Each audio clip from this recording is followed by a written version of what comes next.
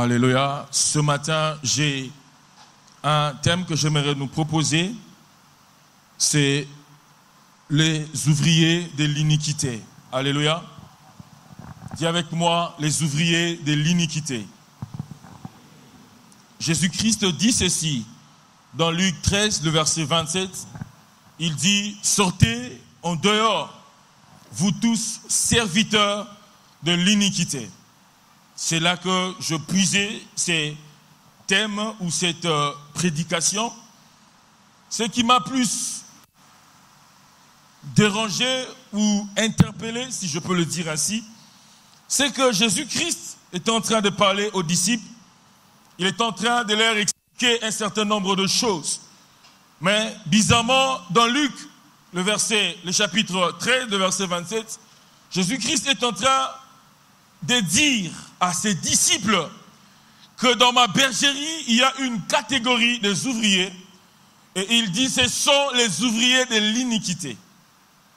Et il dit ceci, puisque ce sont les ouvriers de l'iniquité, leur place n'est pas ici. Leur place est en dehors de ma bergerie.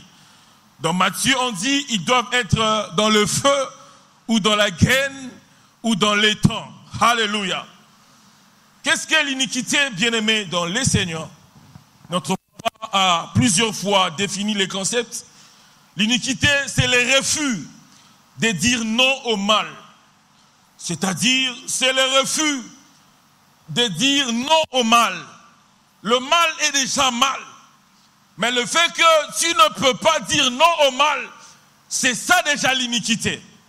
Alléluia.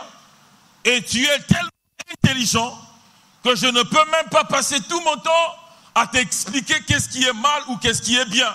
Tu connais le mal, n'est-ce pas? Et la Bible dit, ceux qui commettent l'iniquité ou les personnes qui sont iniques, ce sont les personnes qui ont refusé de dire non au mal. Et l'iniquité, c'est aussi le mal qui est fait par les gens qui connaissent la vérité.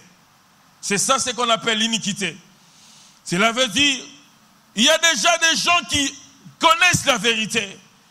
Il y a déjà de ces ouvriers qui connaissent que je suis dans une bergerie où les choses que je suis en train de faire me sont interdites. Mais Jésus-Christ est en train de constater que dans cette bergerie, il y a même de ceux qui ont refusé de dire non à ces choses-là et ils y commettent. Alléluia. Eh bien, l'iniquité, c'est quand nous connaissons la vérité. Nous connaissons déjà des choses à faire et des choses à ne pas faire. Mais ce qui est à faire, nous ne faisons pas. Et ce qui est à ne pas faire, c'est ce que nous sommes en train de faire. Alléluia. Et l'iniquité, c'est aussi la saleté de la vie. Bien-aimé, la sainteté, elle est définie comme la propreté intérieure. La propreté de l'homme intérieur. Mais l'opposé de la sainteté, c'est l'iniquité. Parce que l'iniquité, c'est la saleté intérieure. C'est la malpropreté de la personne que Jésus-Christ avait crucifiée à la croix. Et cette personne a regagné ses anciennes habitudes ou son ancienne vie. Alléluia. Et l'iniquité, c'est le péché excessif. Dans Matthieu 24, le verset 12, Jésus-Christ est en train d'étaler les signes ou les événements qui vont marquer le temps de la fin. Mais parmi ces choses, Jésus-Christ est en train de dire, pour que vous sachiez que la fin du temps est proche, vous allez remarquer que l'iniquité va accroître. Et non seulement l'iniquité va accroître, il dit, vous allez remarquer que la charité aussi du plus grand nombre va se refroidir. Donc l'iniquité, bibliquement parlant, c'est aussi un indicateur très important pour marquer les temps de la fin. Alléluia. Et Jésus-Christ dit, le fait que vous allez constater que l'iniquité sera en train d'accroître ou de grandir, rassurez-vous que la fin des temps est proche. Alléluia. Et ce qui me fait plus au mal, c'est que Jésus-Christ, lui, dit qu'il y a dans sa bergerie des serviteurs de l'iniquité. Bien-aimé, Paul dit ceci dans Romains. personne ne peut accuser des élus. Pourquoi? C'est clair, Jésus-Christ est mort pour eux. Mais c'est même Jésus-Christ qui est mort pour ses élus. Remarque que dans sa bergerie, il y a des ouvriers de l'iniquité. C'est un contraste. Alléluia. Et dans Jude, le verset 4, la Bible dit, rassurez-vous qu'il s'est glissé parmi vous les personnes qui ont la capacité de renier la foi. Les personnes qui ont la capacité de renier les choses qui font leur force. Les personnes qui ont la capacité de fouler aux pieds la grâce de Dieu. Et la Bible dit, ces personnes, on les appelle les impies. Pourquoi? Elles commettent l'iniquité sur iniquité. Alléluia. Et l'iniquité, c'est aussi une immoralité comprise. C'est-à-dire, c'est une immoralité, mais dans la compréhension. Tu es immoral. Nous sommes des immoraux. Nous comprenons que nous sommes des immoraux. Mais nous ne laissons pas cela. Alléluia. C'est-à-dire, ce n'est pas que tu ne connais pas que tu es immoral. Tu sais que tu es immoral. Mais tu te plais d'être immoral. C'est ça l'iniquité.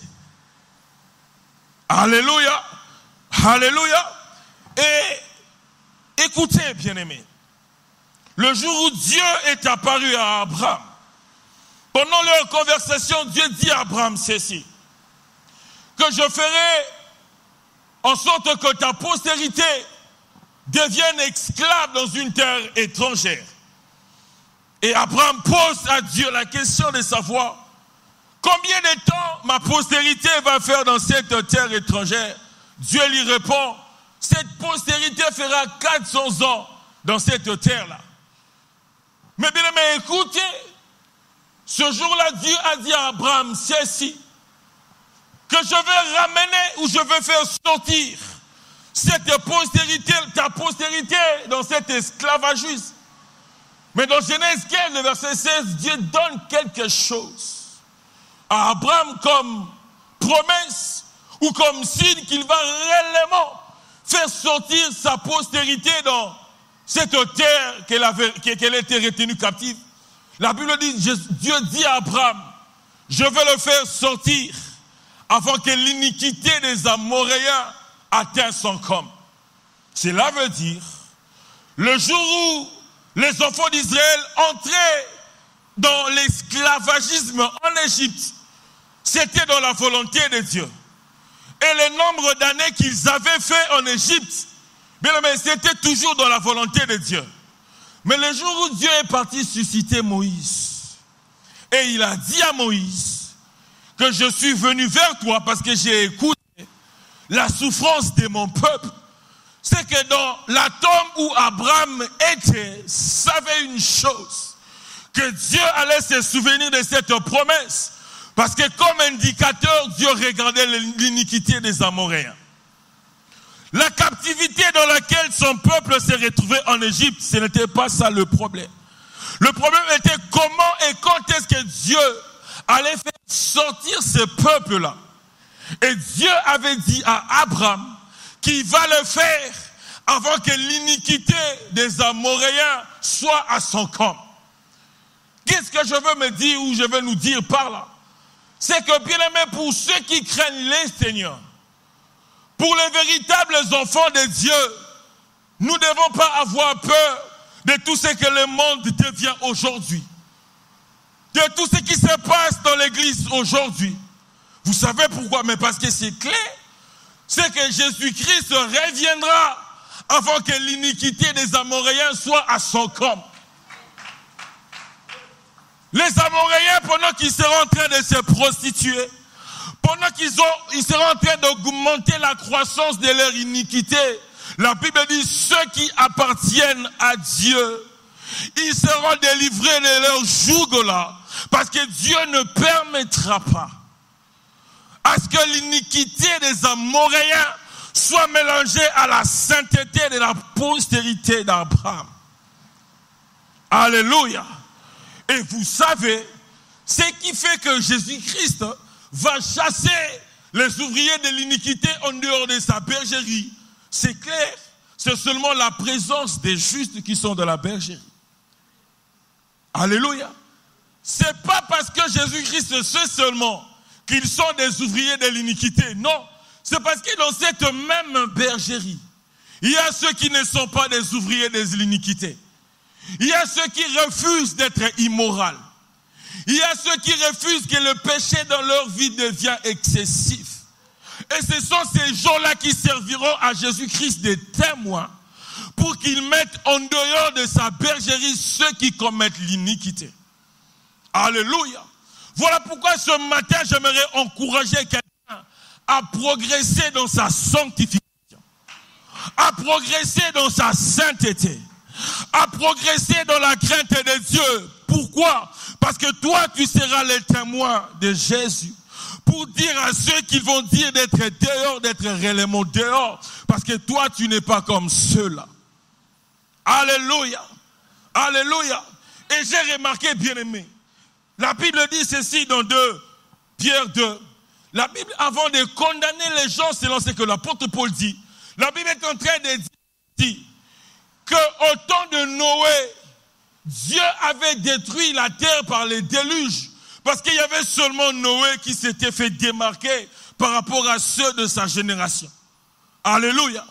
Donc si Dieu avait détruit la terre, c'était à cause seulement de Noé. Noé était le témoin. Noé était la personne que Dieu savait, ou Dieu voyait, qu'elle est la seule sur la terre qui n'est pas remplie de l'iniquité.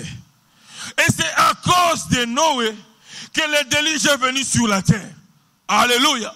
Donc les personnes qui ne se conforment pas au siècle présent, ce sont les personnes qui seront des témoins pour juger les autres. Alléluia. Voilà pourquoi vous savez ça? Parce qu'il se peut que toi tu es le Noé de la compassion. Peut-être que toi tu es le Noé bien aimé du Congo. Parce que peut-être que toi tu es le Noé de la RDC ou de l'Afrique. Alors tu n'as pas droit à faire comme tout le monde. Parce que si tu dois être le Noé, c'est que c'est toi qui seras épargné du déluge. Alléluia. La Bible ne parle pas seulement de Noé. La Bible parle aussi de Lot. La Bible dit, Dieu a fait descendre dans Sodome et Gomorrhe ses soufres et ses gouffres à cause des choses que Lot est en train d'écouter. La Bible dit, nuit et jour, Lot écoutait l'iniquité de Sodome et de Gomorrhe. C'est-à-dire, dans Gomorrhe et dans Sodome, pendant que les gens étaient en train d'aller de mal en pire, il y avait quelqu'un qui n'avait pas fait ce que les Gomorriens et les Sodomiens étaient en train de faire. C'était Lot. Et c'était pas pour rien que dans toute cette contrée-là, qui est seulement Lot qui soit sauvé. La Bible dit, Dieu avait entendu les choses criminelles que Sodome et Gomorrhe faisaient, mais par Lot. À cause de cela, Dieu est venu juger Sodome et Gomorrhe. Bien aimé, ce qui va sauver la terre, c'est la présence de justes. Voilà pourquoi la Bible dit que cet impie ne peut pas encore se manifester, bien que le mystère de l'iniquité agit déjà à cause de la présence de ceux qui le retiennent, c'est-à-dire de ta présence et de ma présence. C'est nous, bien aimés, qui sommes les sels de la terre.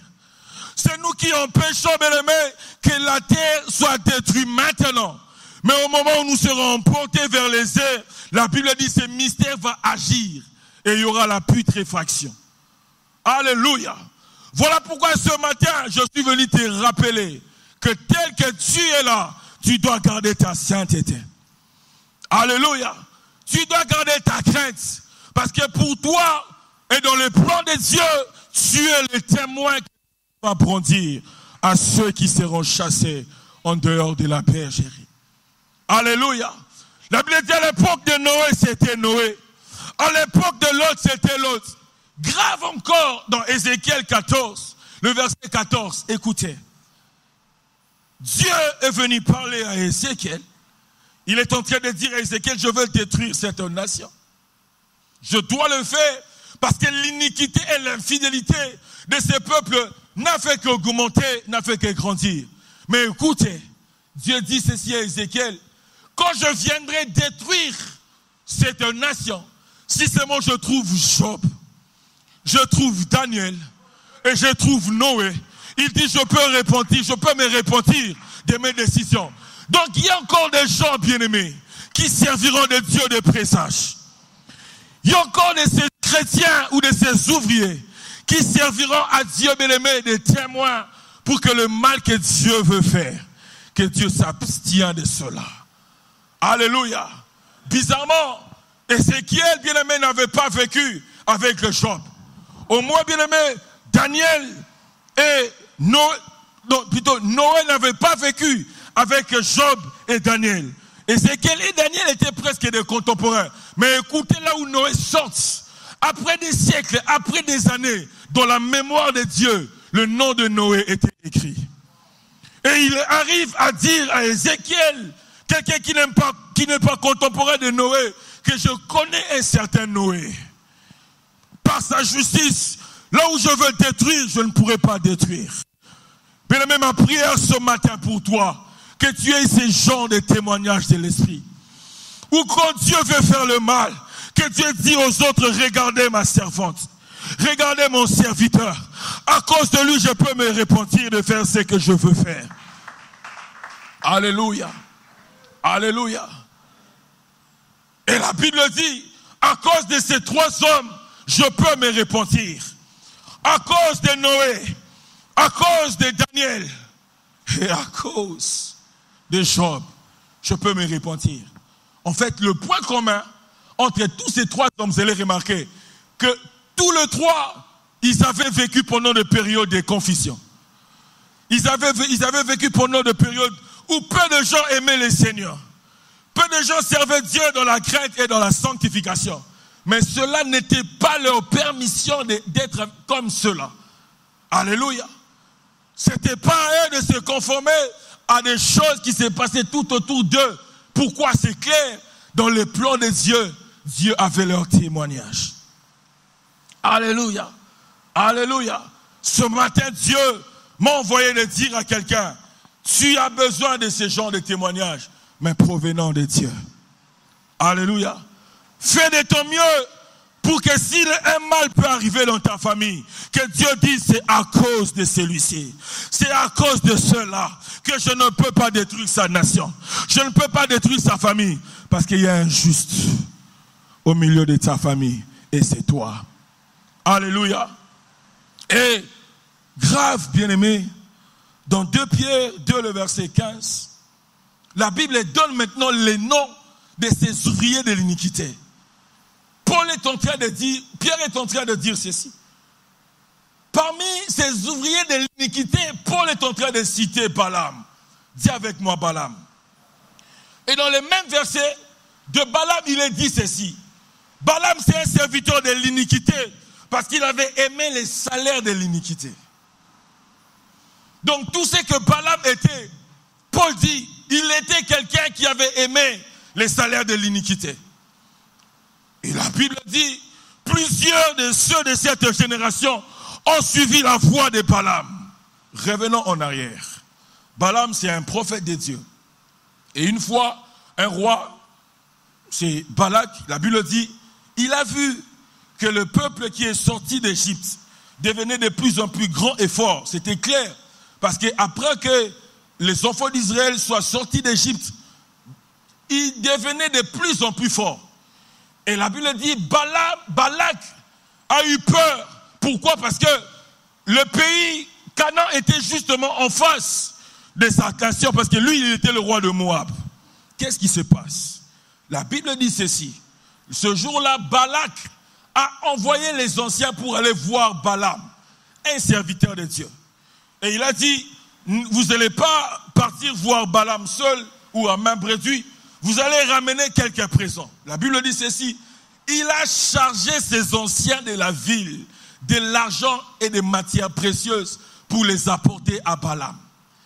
Et pendant que eux, ils venaient, la Bible dit, Dieu a parlé, Dieu vint vers Balaam pour dire à Balaam tu ne peux pas faire ce que Balak est en train de te demander de faire. La Bible dit ceci. Quand ces anciens sont venus vers Balaam, la Bible dit Balaam a écouté et la voix de Dieu et la voix de Balak. Et qu'est-ce qu'il a fait? Il leur a dit pour la première fois, Dieu m'a interdit de pouvoir faire ce que Balak me demande de faire. Et ces gens, quand ils sont rentrés vers le roi Balak, ils ont ramené à Balak le propos de Balaam. Et c'est que Balak a fait, c'était quoi? La Bible dit, il ajouta et il augmenta encore un nombre considérable des anciens pour les convaincre Balak. Et quand ils sont venus vers Balaam, la Bible dit, Dieu ensuite vint encore. Donc entre Balaam et Balak et Dieu, celui qui était plus proche de Balaam, c'était Dieu. Parce que Balak envoyait les anciens. Mais Dieu, pour convaincre Balaam, Dieu venait lui-même. Alléluia. Pourquoi Dieu venait lui-même? Parce que Dieu n'avait pas prévu que son peuple soit maudit par qui que ce soit. Pourquoi? Il venait déjà de faire 400 ans dans le désert.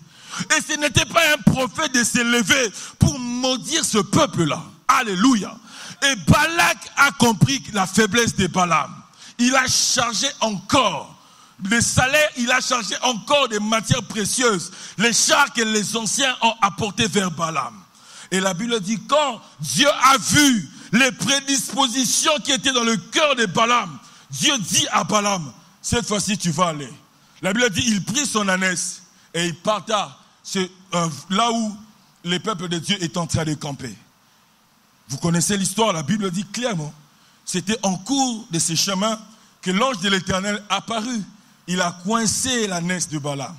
Il a coincé la deuxième fois. Et il a coincé la troisième fois. Jusqu'à ce que Dieu lui-même fit voir à Balaam que la résistance de cette ânesse-là était parce qu'il avait vu l'ange de l'Éternel. Ce qui m'a fait mal par rapport à Balaam, c'est ceci. La Bible dit, pendant que Dieu lui avait dit, voilà, tu peux maintenant te déplacer. Dieu n'avait pas ouvertement demandé à Balaam d'y aller.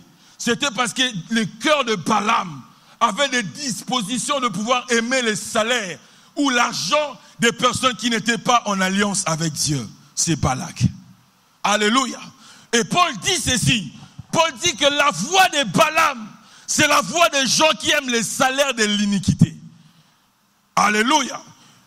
Paul, c'est ce que Paul est en train de dire. Il dit ceux qui commettent l'iniquité, ce sont des gens qui ont suivi la voie de Balaam. Et c'est que Balaam aime. Balaam aime l'argent de Balak. C'est-à-dire c'est un serviteur de Dieu qui aime les choses encore du monde. C'est un serviteur de Dieu qui aime faire ce que les autres aiment faire. Plus encore ou pire encore, c'est un serviteur de Dieu facilement corruptible. Alléluia. Et grave, la Bible dit, il est Balaam et les gens suivent sa voie parce qu'ils aiment les salaires de l'iniquité. Bien aimé, parmi les choses que le diable va utiliser pour faire accroître l'iniquité, c'est l'argent. Alléluia. C'est ce que la Bible dit, c'est l'esprit de Balaam. C'est-à-dire, il y a de ces serviteurs qui donnent l'apparence de ne pas aimer l'argent, mais ils aiment l'argent. Et non seulement ils aiment l'argent, la Bible dit, ils aiment les salaires de l'iniquité. Bien aimé, vous qui travaillez, que faites-vous avec vos salaires? Alléluia. Si Dieu te donne les salaires, bien aimé, ces salaires-là doivent t'amener à la sanctification. Quand tu travailles pendant un mois et qu'à la fin du mois tu es payé, que ton salaire ne soit pas un salaire de l'iniquité. Alléluia.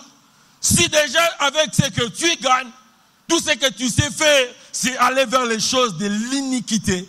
La Bible dit, tu es serviteur ou tu as suivi la voie de Balaam. Alléluia. Et remarquez même ce qui est grave, c'est que dans Apocalypse, le jour où Dieu est en train de reprocher les 7 églises, quand il est venu dans l'église de Pergame, la Bible dit ceci. Les choses pour lesquelles il est ou il haïssait contre cette église, la Bible dit, l'église de Pergame a laissé la doctrine de Balaam prendre place. Et quelle était cette doctrine? La Bible dit, c'était la doctrine de pouvoir pousser des gens à aller vers Balak et aller vers les prostituées de Balak. Alléluia. Donc maintenant dans l'Apocalypse, ce n'est plus Balak qui vient vers Balaam. Dans l'Apocalypse, c'est Balaam qui vient vers Balak. Alléluia. Pourquoi? Son cœur était un cœur corrompu. C'était un ouvrier, un serviteur, mais de l'iniquité parce qu'il aime l'argent sale. Alléluia. Alléluia. Bien aimé, c'est que tu gagnes avec ton argent, fais attention. L'argent qui tombe entre tes mains, ça doit t'aider à grandir dans la sanctification. Tout ce que tu gagnes, toi, ça doit t'aider à aller vers la sainteté de Dieu. Tout ce qui tombe entre tes mains, que tu appelles salaire, bien aimé, c'est un ouvrier entre tes mains et tu dois les servir. Tu dois servir à cela avec Dieu. Alléluia. La Bible dit la doctrine de Balaam, c'est cette doctrine des gens qui aiment les salaires de l'iniquité. Donc tout ce qu'ils font dans leur vie, ces ouvriers-là, c'est iniquité après iniquité. Alléluia. Maintenant, pose-toi la question, avec l'argent, qu'est-ce que tu fais avec? Quand tu as l'argent entre tes mains, c'est qu'est-ce que tu fais avec? La Bible dit, si l'argent te pousse à aller vers les choses impures, c'est que toi, tu as déjà suivi la voie de Balaam, sans les savoir. Alléluia. Il y a des gens qui seraient mieux dans leur marche et dans leur crainte si Dieu ne leur avait pas donné le travail. J'ai rencontré un ami une fois, il était chômeur et Dieu lui avait donné un travail, je crois, de $1000 dans une entreprise de la place. Le jour seulement qu'il a commencé à travailler, jusqu'aujourd'hui, on ne s'est jamais vu. On ne s'est jamais vu. La dernière fois que j'ai entendu parler de lui auprès d'un autre ami, on m'a dit non, il était dans l'occultisme. Et puis après, voilà, il semble qu'il a en France des histoires pareilles. Mais pendant qu'il était clair, il était simple, on était avec lui. Mais le jour seulement, Dieu lui a donné le travail. Ces jours-là. Jusqu'aujourd'hui, on ne s'est jamais vu. Pourquoi? Il a aimé les salaires plus que Dieu. Alléluia. Il a fait avec l'argent ce que Dieu ne lui avait pas destiné de faire avec l'argent. La Bible dit, ceux-là, ils suivent la voie de Balaam. Alléluia. Et Dieu est de telles personnes dans sa bergerie. Alléluia.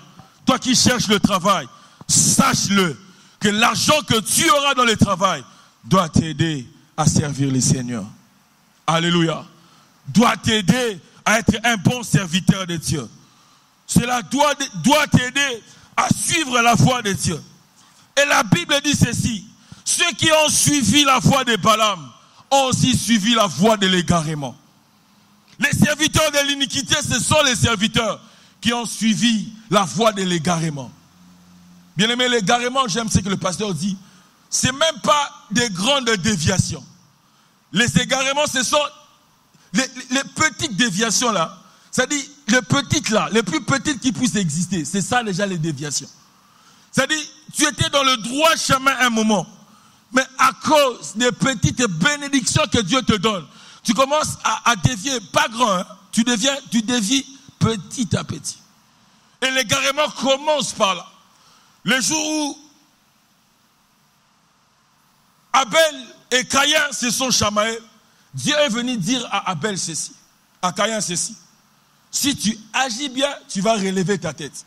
Mais si tu n'agis pas bien, sache ceci, que le mal se couche déjà à ta porte. Cela veut dire, Dieu est en train de veiller sur la conduite de Caïn. Et Dieu n'avait pas voulu que Caïn récolte quelque chose qui serait dans le jugement de Dieu. Et Dieu est venu vers lui dire, non, la voie que tu es en train de suivre, c'est la voie de l'égarement. Ce que je peux te demander, c'est que tu dois seulement relever ta tête et bien agir. C'est ça, bien-aimé, pour vaincre l'esprit d'égarement. Là où tu sais que ta tête était courbée, les choses pour lesquelles toi tu sais que ta tête est courbée vers cela, la Bible te dit ceci, apprends seulement à relever ta tête et agis bien, c'est tout. Alléluia. Et tout ce que Caïn est devenu, c'était tout simplement parce que là où il devait relever sa tête, il a fait redresser encore sa tête. Et la Bible dit qu'il s'est retrouvé dans une ville qu'on appelait la ville des nobles. Et les nobles là, son nom veut dire égarement. Donc il n'a pas commencé à s'égarer quand il est arrivé dans cette ville. Il a commencé à s'égarer parce que dans son cœur, il commençait déjà à méditer des projets très malsains contre son frère. Et Dieu a veillé sur son âme, de telle enseigne qu'il lui dit, tu ne dois pas agir comme ça, relève ta tête. Et il a refusé. Beaucoup de chrétiens sont comme ça. Beaucoup sont comme ça. S'ils veulent faire quelque chose, jusqu'à ce qu'ils vont le faire. C'est après des remords, après des culpabilités que la conscience vient. Bien aimé, ça c'est déjà un esprit d'égarement. Donc toi tu n'écoutes pas quand les choses sont claires, quand il n'y a pas un jugement. Toi tu écoutes seulement quand les remords commencent à remplir ton âme. Quand les culpabilités remplissent ton âme. Au lieu que tu relèves la tête maintenant, avant que tu t'égares, bien aimé, tu attends seulement que les choses deviennent pires. Et ensuite, avec les culpabilités et des remords, tu vas reprendre conscience. Ça, c'est l'esprit de Balaam. Ça, c'est l'esprit d'égarement. Alléluia. Ma prière ce matin pour quiconque est en train de s'égarer en ce lieu, que tu relèves ta tête là où tu étais, en train de courber ta tête. Au nom de Jésus. Alléluia. Plusieurs chrétiens agissent comme Caïn.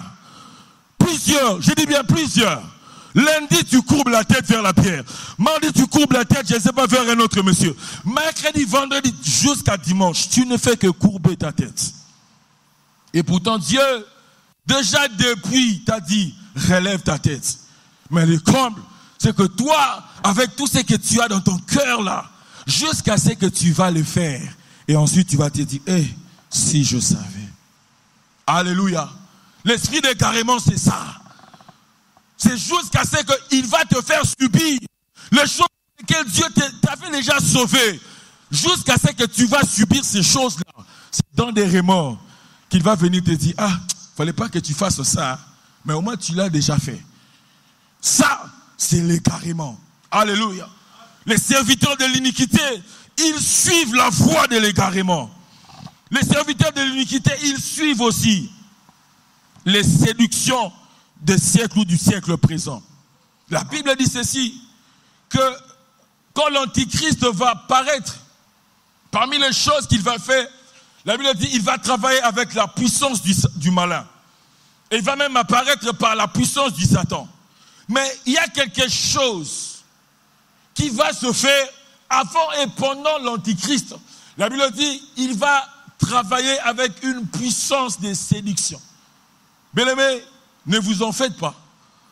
L'augmentation de la séduction aujourd'hui, c'est justement une préparation à un esprit d'égarement et à un esprit qui va remplir les chrétiens de l'iniquité. Alléluia. Le pasteur, j'ai aimé ce que le pasteur a dit le vendredi, il a dit, même par rapport à la mode, la façon dont les filles s'habillent aujourd'hui, le pasteur a dit, si tu vois que la mode est impudique, toi reste déphasé. Vous savez pourquoi?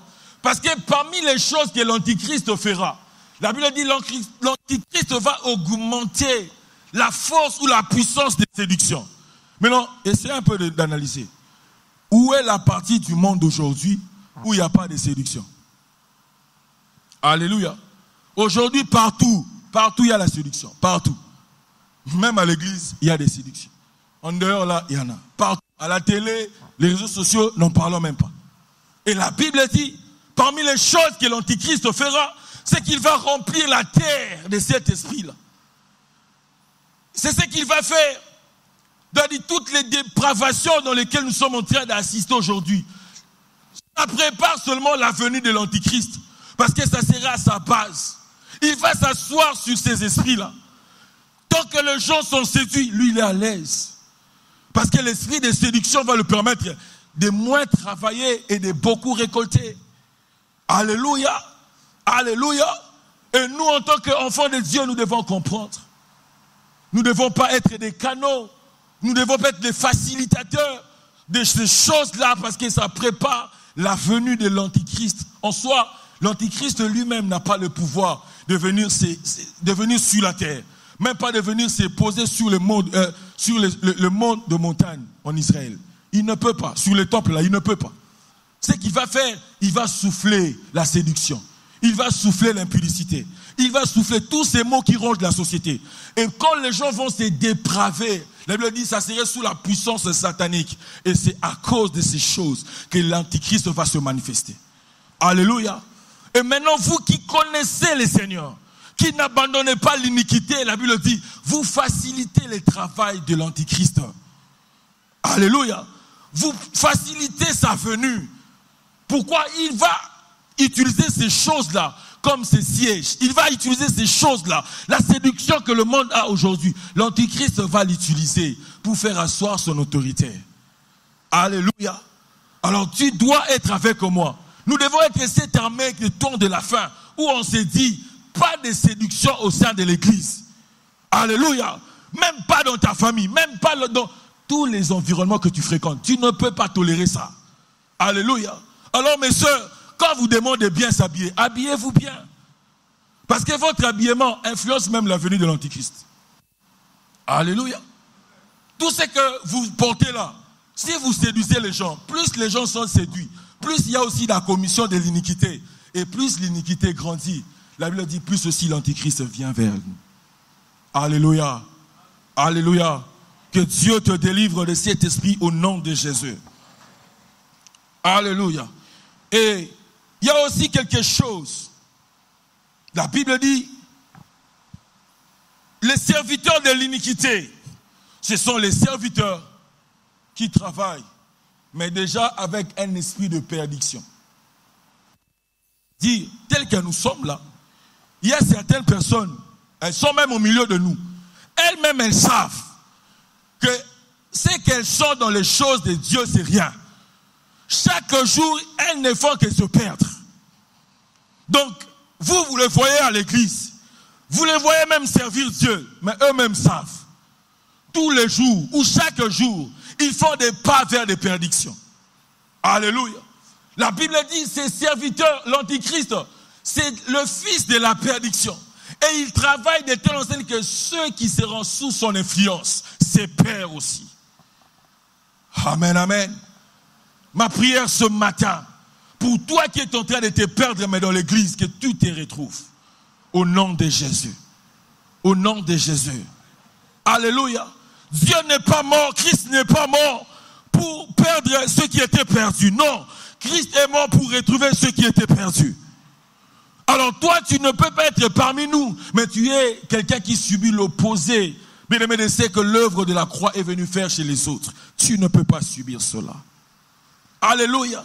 Si ton frère ou ta soeur qui est à ta gauche, à ta droite, lui chaque jour, il va vers Jésus. Il progresse vers Jésus. Mais toi, tel que tu es assis, tu es assise là. Chaque jour, le jour qui passe, tu sens que tu es en train de t'enfoncer vers la perdition. Bien-aimé, viens compris pour toi. C'est pas normal. La Bible dit, tu as déjà cet esprit de perdition. Et puis que tu as déjà cet esprit de perdition, la Bible dit, quand Jésus-Christ reviendra, il te mettra dehors. Parce que tu t'es retrouvé parmi nous, mais tu n'es pas les nôtres. Alléluia. Alors le plus important, bien aimé, c'est se conformer à Jésus. C'est imiter Jésus. Alléluia. C'est le plus important pour échapper à ces choses. Parce que ce sont des esprits qui travaillent pour amener l'iniquité à l'église. Et les iniques seront chassés en dehors de la bergerie de Dieu. Mais j'ai quelque chose que j'aimerais nous proposer pour pallier à ces choses.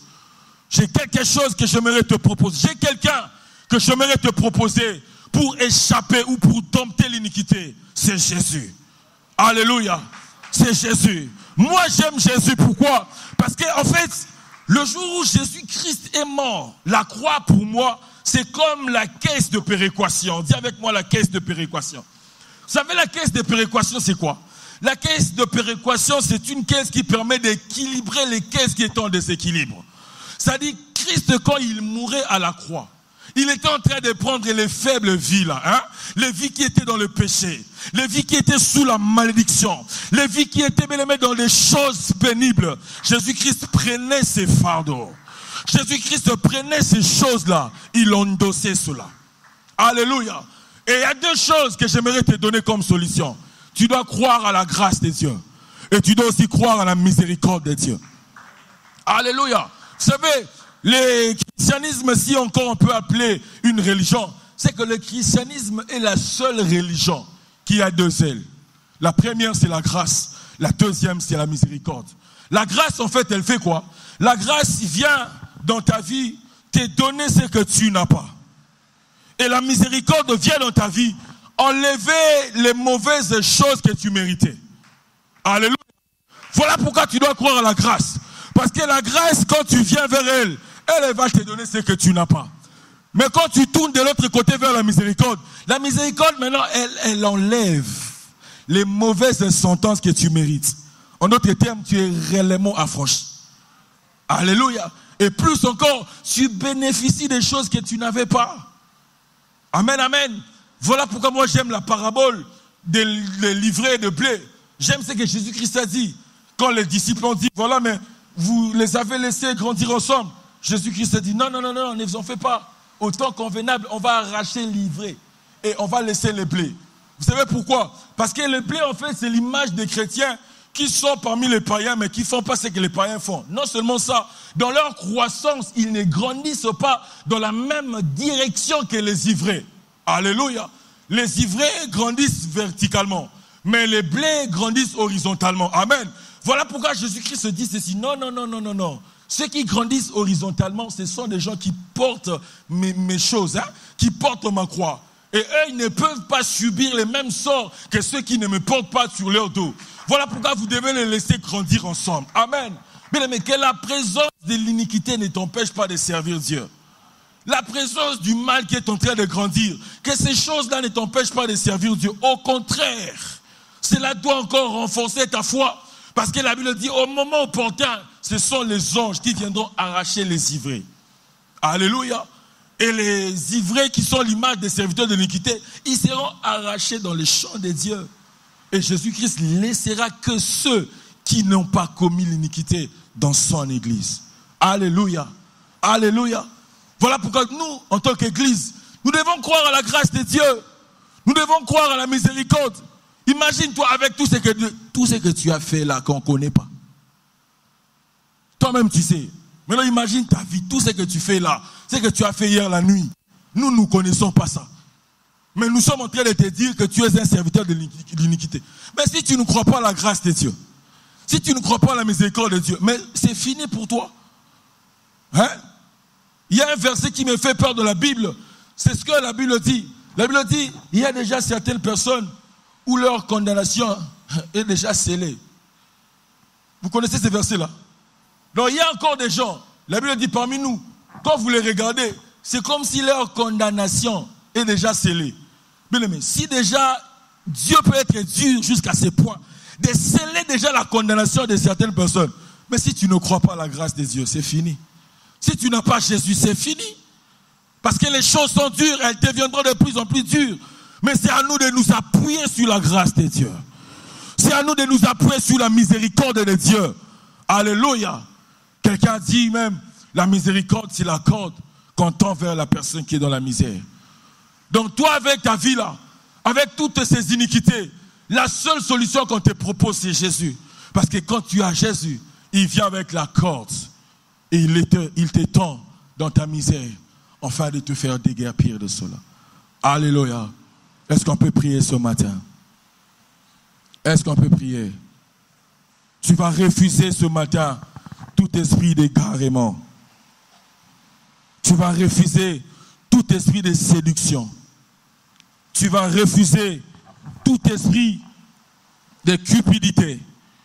Tu vas refuser tout esprit bien-aimé où toi-même tu sais que tu es en train de te perdre, mais tu n'as pas la force de te retrouver. Tu vas dire à Dieu, je ne veux pas ces choses. Que Dieu ce matin fasse de ta vie une vie qu'il va se servir comme témoin. Parce que toi tu as marché dans la crainte de Dieu. Parce que toi tu as marché dans la sanctification. Il te sera tard que tu subisses les sorts de ceux qui seront en dehors, dans le feu, dans la graine. Parce que c'est maintenant là que tu dois te repentir. C'est maintenant là que tu dois dire non à des choses mauvaises mais que tu fais consciemment. Kaya Basheketebos.